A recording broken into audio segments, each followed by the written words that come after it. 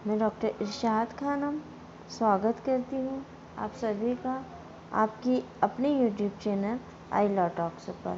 दोस्तों, आज हम एजेंसी का निर्माण कैसे होता है, कौन से सेक्शन के अंतर्गत होता है, हम उसके बारे में पढ़ेंगे, जो कि कॉन्ट्रैक्ट सेकंड का एक पार्ट है। जो अभिकरण संविदा दे रखी है कॉन्ट्रैक्ट ऑफ एजेंसी, उसके अंतर्गत हम देखेंगे कि जो एक एजेंसी है उसका निर्माण किस प्रकार से होता है। उसको देखने से पहले जिन लोगों ने चैनल को सब्सक्राइब नहीं किया है, चैनल को सब्सक्राइब कर लें। एक बेल आइकन दिया गया है, अगर आप उस बेल आइकन पर क्लिक करते हैं तो मैं जब भी कोई नया वीडियो अपलोड करूंगी उसका नोटिफिकेशन आपको तुरंत मिल जाएगा। चलिए दोस्तों, हम बात करते हैं एजेंसी के निर्माण की। एक एजेंसी का निर्माण जो है वो कैसे होता है। तो एजेंसी का निर्माण जो है वो, जो मैं जितने भी पॉइंट आपको बता रही हूँ उनमें से किसी भी रीति से किया जा सकता है। पहला है अभिव्यक्ति प्राधिकार द्वारा। धारा 186 जो कि भारतीय संविदा अधिनियम की धारा 186 जो है उसके अनुसार अभिकर्ता को प्राधिकार अभिव्यक्ति रूप से दिए जा सकते हैं। अब अभिव्यक्त और विवक्षित ये दोनों कॉन्ट्रैक्ट फर्स्ट जब पढ़ोगे वहाँ आपको क्लियर हो जाएगा कि अभिव्यक्त मतलब कि लिखित या मौखिक रूप से किसी ने कह दिया हो, लिख के दे दिया हो या मौखिक कह दिया हो। और विवक्षित होता है आचरण द्वारा, यानी कि किसी का आचरण ये दर्शाता है कि आप उस कार्य को करें या ना करें। तो धारा 186 के अनुसार अभिकर्ता को, एजेंट को प्राधिकार अभिव्यक्त रूप से दिए जा सकते हैं। धारा 187 के अंतर्गत अभिव्यक्ति प्राधिकार तब होता है जब वह मालिक द्वारा मौखिक या लिखित शब्दों द्वारा दिया जाता है। जब मालिक जो है वह लिखित या मौखिक शब्दों द्वारा एजेंसी के निर्माण के लिए प्राधिकार दे देता है एजेंट को कि एक एजेंसी का निर्माण कर लिया जाए, तो वो अभिव्यक्ति प्राधिकार कहलाता है। सेकंड है, मतलब इस प्रकार अभिकरण की संविदा के लिए किसी लिखित दस्तावेज का होना आवश्यक नहीं होता है, क्योंकि विवक्षित भी होती है। सेकंड, विवक्षित प्राधिकार। धारा 186 में अभिकर्ता विवक्षित रूप से अपना प्राधिकार मालिक से प्राप्त कर सकता है। धारा 186 ये भी कहती है कि अभिकर्ता एजेंट जो होता है वो विवक्षित रूप से जो उसका अधिकार है वो मालिक से प्राप्त कर सकता है। धारा 187 के अनुसार प्राधिकार विवक्षित तब कहा जाता है जबकि प्राधिकार का अनुमान मामले की परिस्थितियों के आधार पर किया जाता हो और जिसकी गणना मौखिक या लिखित बातों के मामूली व्यवहार के मामूली अनुक्रम के आधार पर की गई हो। देखिए, अब अविवक्षित प्राधिकार कैसा होता है कि कुछ मामला एजेंट के सामने ऐसा आ गया या परिस्थितियाँ कुछ ऐसी आ गई हैं, तो उन परिस्थितियों के आधार पर उसको तुरंत निर्णय लेना होता है। और मतलब आप ये मान सकते हो कि अगर ऐसी परिस्थिति होती तो जो मालिक है वो आपको मौखिक या लिखित रूप से आपको अनुमति दे देता, तो वो होता है विवक्षित प्राधिकार, जो कि मालिक का आचरण ये दर्शाता है कि वो आपको परमिशन दे देता है या दे चुका होता है इस मामले में। एग्जाम्पल देखो, जैसे एक व्यक्ति भाटक मतलब किराया की उगाही करके उसे भूस्वामी को देता है। ऐसी स्थिति में वह भूस्वामी के लिए अभिकर्ता के रूप में विवक्षित रूप से कार्य करता है। मतलब यहाँ पर जो है नियुक्त नहीं किया गया है किसी भी व्यक्ति को किराया वसूल करने के लिए, लेकिन एक 10-12 मकान है जिनमें से एक किराएदार जो है वो सारे लोगों का किराया वसूलता है और वसूल करके वो मालिक को ले जाके दे देता है। तो यहाँ पर मालिक ने उसको नियुक्त नहीं किया है, लेकिन मालिक ने उसको मना भी नहीं किया है, मालिक उससे किराया ले लेता है। तो ये उसका आचरण, मालिक का आचरण ये दर्शाता है कि उन दोनों के बीच में एक एजेंसी का निर्माण विवक्षित रूप से हो गया है, तो ये एक विवक्षित प्राधिकार होता है। अब तीसरा हमारा पॉइंट है प्राधिकार के विस्तार द्वारा। किसी एजेंट के प्राधिकार का विस्तार जो है वह निम्न 2 शीर्षकों के द्वारा स्पष्ट किया जा सकता है। पहला है सामान्य काल में विस्तार। धारा 188 किसी कार्य को करने का प्राधिकार रखने वाला एजेंट हर ऐसी विधिपूर्ण बात को करने का प्राधिकार रखता है जो ऐसा कार्य करने के लिए आवश्यक है। सामान्य काल में एक जनरल जो भी समय होता है जो कि किसी भी व्यापार का या कॉन्ट्रैक्ट का होता है, उस सामान्य दिनों में जो भी विधिपूर्ण कार्य मतलब जो भी विधिपूर्ण बात होगी उसको करने का जो अधिकार है वो एजेंट के पास होता है। किसी कारोबार को चलाने का प्राधिकार रखने वाला एजेंट हर ऐसी विधिपूर्ण बात करने का प्राधिकार रखता है। मतलब कि कौन सी बात होनी चाहिए? विधिपूर्ण बात होनी चाहिए। इनलीगल कोई भी कार्य वो नहीं करेगा, जो भी कार्य करेगा वो लीगल होना चाहिए।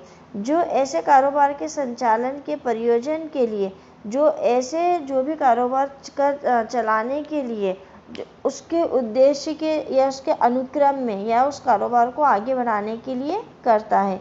एग्जाम्पल से समझ लीजिए, बी जो लंदन में रहता है अपने शोध ऋण बम्बई में वसूल करने के लिए ए को नियोजित करता है। ए उस ऋण को वसूल करने के प्रयोजन, मतलब उस ऋण को वो वसूल करने का उद्देश्य उसका, तो उसके लिए वो आवश्यक कोई भी विधिक प्रक्रिया अपना सकेगा, उसके लिए विधिमान्य उन्मोचन दे सकता है। अब यहाँ उसने ये नहीं कहा है कि आपको कैसे वसूल करना है। बी चूँकि वो लंदन में है और बम्बई में उसको अपना उधार लेना है, तो उसने ए को बम्बई में नियोजित किया। ऐसे कहा कि तुम मेरा ऋण वसूलो और मुझे भेजो। अब ए उस ऋण को वसूल करने के उद्देश्य से, उस आवश्यक कार्य को करने के उद्देश्य से कोई भी लीगल प्रोसेस को अपना सकता है। सेकंड एग्जाम्पल, ए अपने पोत निर्माण के कारोबार को, जो उसका शिप निर्माण का कारोबार है, उसको चलाने के लिए बी को अपना एजेंट नियुक्त करता है। बी उस कार्य को चलाने के उद्देश्य के लिए कास्ट को और अन्य सामग्री खरीद सकेगा, कर्मकारों को भाड़े पर रख सकेगा। मतलब ए ने क्या करा है, एक शिप के निर्माण के लिए उसने एक बी को नियुक्त किया है कि शिप का निर्माण जो है वो आप करो, उसको बनाओ। तब भी उसको बनाने के लिए क्या करेगा, उसके लिए वो लकड़ी भी ला सकता है और जो भी उसमें सामान लगेगा वो सारा सामान खरीद लेगा, और कारीगरों की ज़रूरत पड़ेगी तो उन कारीगरों को भी किराए पर ला सकेगा। तो ये जो है उसका सामान्य काल में कार्य का विस्तार है। अब हम देखते हैं आपातकाल में प्राधिकार के विस्तार द्वारा एजेंसी का निर्माण। धारा 189 के अनुसार एजेंट को आपातकाल में, मतलब ऐसी परिस्थितियाँ जो कभी होती नहीं है व्यापार में लेकिन कभी कभी ऐसा हो जाता है, तो वह हानि से अपने मालिक को सुरक्षा करने के प्रयोजन से ऐसे कार्य जैसे मामूली प्रज्ञा वाला व्यक्ति अपने मामलों में वैसी ही परिस्थिति में करता। मतलब कि कोई ऐसा आपातकाल आ गया है जिसके अंदर उसको लगता है कि मेरे मालिक को कोई नुकसान हो सकता है, तो उस नुकसान की मतलब उस नुकसान को रोकने का प्रयास वो वैसे ही करेगा जैसे कि वो अपने किसी मामले में करता। एग्जाम्पल, विक्रय अभिकर्ता माल की मरम्मत करा सकेगा यदि आवश्यक हो। अब जो माल विक्रय करने के लिए उसको दिया गया है, अगर उसको लग रहा है कि ये माल टूट रहा है, फूट रहा है और इससे मालिक को नुकसान हो सकता है, तो वो उसकी मरम्मत करा लेगा। सेकेंड एग्जाम्पल, बी को जो कलकत्ते में है, ए इस निर्देश के साथ रसद प्रेषित करता है कि वह तुरंत ही सी के पास कटक भेज दे। ठीक है, अब बी जो कलकत्ते में है वो ए को क्या देता है, एक रसद देता है और ये कहता है कि वो सी को दे दे जो कि कटक में रहता है। यदि वह रसद कटक की यात्रा में खराब होने से नहीं बच सकती तो बी वह रसद कलकत्ता में बेच सकेगा। अब वो बी जो है वो क्या है, कलकत्ता में है, ए को क्या दे रहा है, वो एक रसद दे रहा है कि वह सी को कटक भेज दे। लेकिन अगर वो कटक उसको लग रहा है कि यात्रा के दौरान में खराब हो जाएगी, तो वो क्या करेगा, उस कटक को उसको कलकत्ता में भी, उस रसद को, सामान को कलकत्ता में भी बेच सकता है। ठीक है, तो अब एक बी क्या हो गया, एजेंट है, और ए क्या है, मालिक है। अगला हमारा पॉइंट है सेवास द्वारा प्राधिकार। पति और पत्नी के मध्य साथ साथ रहने पर उसके मध्य विवक्षित प्राधिकार द्वारा अभिकरण का निर्माण हो जाता है। यहाँ पति पत्नी का रिलेशन है, इसलिए लिखित या मौखिक रूप से सहमति की आवश्यकता नहीं है।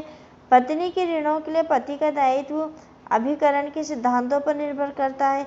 पति अपनी पत्नी के ऋणों को चुकाने के लिए तभी उत्तरदायी होता है जबकि वह उसे अभिव्यक्ति या विवक्षित रूप से उसने स्वीकृति दे दी हो। अगर पत्नी कोई ऋण लेती है, कर्जा लेती है, तो पति उस कर्जे को तभी चुकाएगा जब उसने इसके लिए अपने पत्नी को विवक्षित या फिर मौखिक रूप से अनुमति दे दी हो। अभिव्यक्ति या विवक्षित, या तो उसने आचरण द्वारा अनुमति दे दी हो। अगर ये दोनों तरह की अनुमति नहीं दी है तो ऋण चुकाने के लिए बाध्य नहीं है। जब पत्नी कौटुंबिक कार्यों के लिए कोई ऋण लेती है तो उसका विवक्षित प्राधिकार है तथा पति इस ऋण को चुकाने के लिए दायी है। अब पत्नी मान लो जो फैमिली के लिए, पूरी फैमिली के लिए कोई ऋण लेती है, उनके कार्य के लिए कोई ऋण लेती है, कर्जा लेती है, तो पति इसको चुकाएगा। जहाँ पति और पत्नी पारस्परिक सहमति से अलग रह रहे हैं और पति द्वारा पत्नी को भरण पोषण भत्ता दिया जा रहा हो, वह पति पत्नी के ऋणों को चुकाने के लिए उत्तरदायी नहीं होगा, क्योंकि दोनों अलग रहते हैं और वो केवल उसका भरण पोषण चुकाने का दायी है। अगला हमारा पॉइंट है अनुसमर्थन द्वारा एजेंसी का निर्माण। धारा 196 के अंतर्गत अनुसमर्थन द्वारा एजेंसी को स्वीकार किया गया है। अनुसमर्थन द्वारा एजेंसी की विधि मान्यता के बारे में जो प्रावधान है धारा 196 से 200 में दिए गए हैं। अनुसमर्थन के संबंध में धारा 196 के प्रावधान क्या कहते हैं?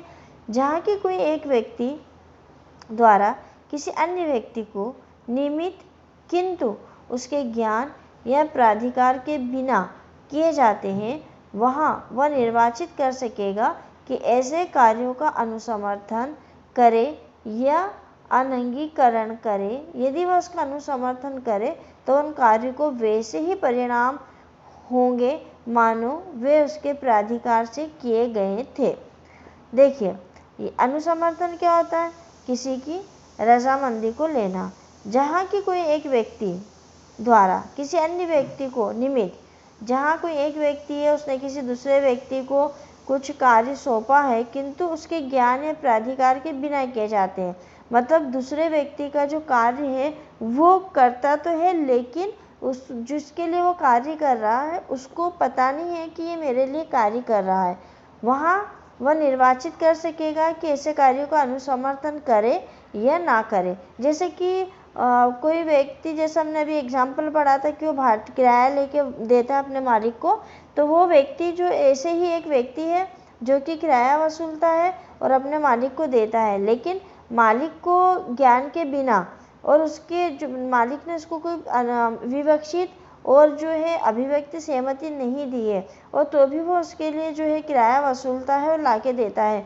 तो यहाँ पर जो है अनुसमर्थन अगर वो कर देगा मालिक कि मैं ठीक है उसको एजेंट के रूप में अनुसमर्थन दे रहा हूँ क्योंकि वो किराया लाता है, तो वो अनुसमर्थन द्वारा एजेंसी का निर्माण कहलाएगा।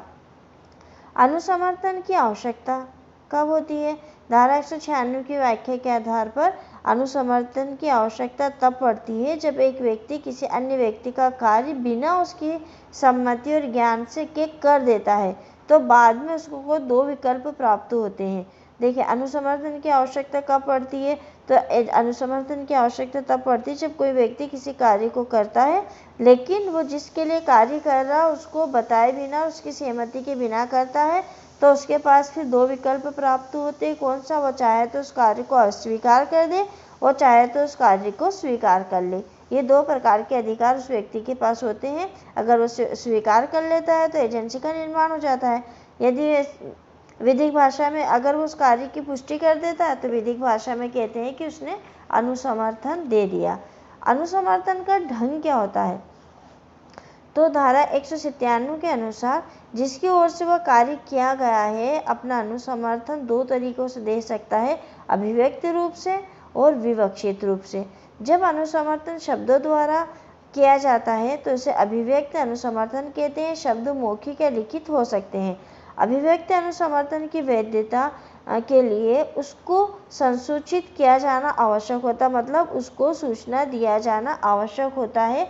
अगर आप उसको अभिव्यक्त रूप से सहमति दे रहे हैं तो सूचना के अभाव में ऐसा अनुसमर्थन अपूर्ण एवं विखंडित किए जाने योग्य माना जाता है। दूसरा है विवक्षित रूप से।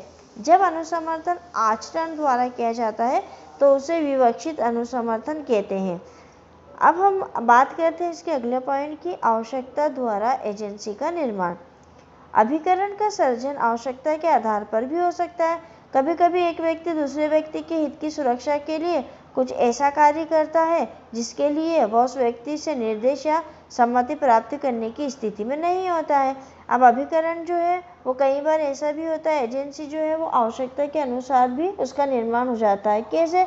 कभी कभी ऐसी कंडीशन बन जाती है कि एक व्यक्ति जो होता है वो दूसरे व्यक्ति के भलाई के लिए, उसकी सुरक्षा के लिए कुछ ऐसा कार्य कर देता है जो उस व्यक्ति से उसको ना तो निर्देश मिलते हैं और ना ही उसको उस व्यक्ति से सहमति प्राप्त होती है,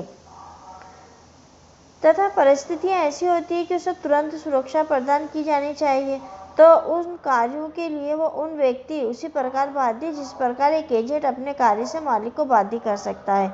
जैसे कोई व्यक्ति घायल हो जाए, दूसरा व्यक्ति उसके लिए किसी डॉक्टर की सेवाएं प्राप्त करता है, तो घायल व्यक्ति उन सेवाओं के लिए डॉक्टर को भुगतान करने हेतु बाध्य होगा। क्यों? क्योंकि ये आवश्यकता द्वारा अर्जित एजेंसी है। यहाँ पर इसके पास, वो व्यक्ति घायल था और उसके पास इतना वक्त नहीं था कि वह उस व्यक्ति को से पूछे, उसकी अनुमति प्राप्त करे, सहमति प्राप्त करे।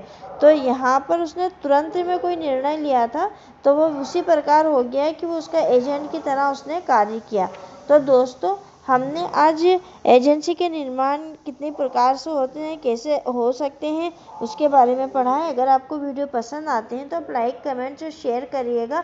मिलते हैं बहुत ही जल्द अगले वीडियो में एक नए टॉपिक के साथ। तब तक के लिए शुक्रिया।